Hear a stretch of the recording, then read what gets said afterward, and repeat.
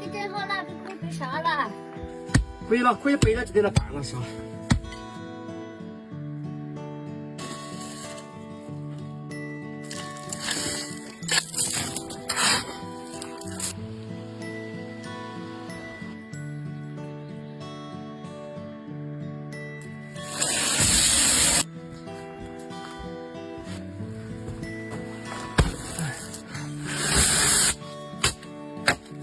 回到春末的5月，凌晨了，其实人不多。小孩在门前唱着歌，阳光它照暖了溪河。柳絮乘着大风吹，树下的人相睡。好要的。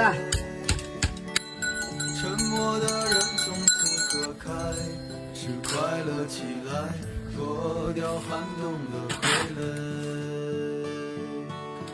我忧郁的白衬衫，青春口袋里面的第一支香烟，情窦初开的。发好了没？你摸到我去看那个。哦，你去吗？做不起啦。做不起了，你给我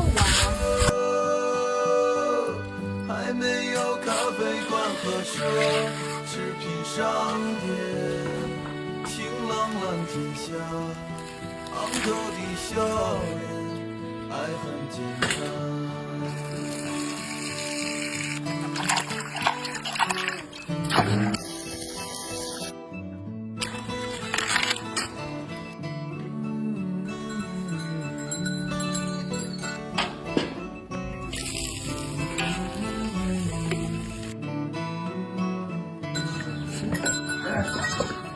钟声敲响了日落，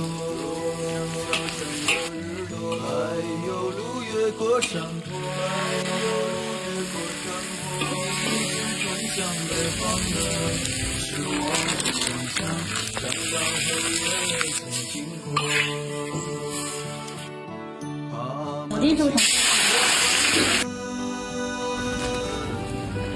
屋檐下的邻居在黄昏中飞驰，秋天的时候，柿子树里说。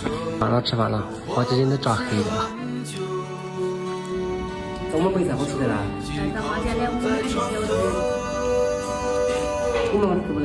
弯的少年抱着满花束不放手，陪我入睡的是月亮的忧愁和妆。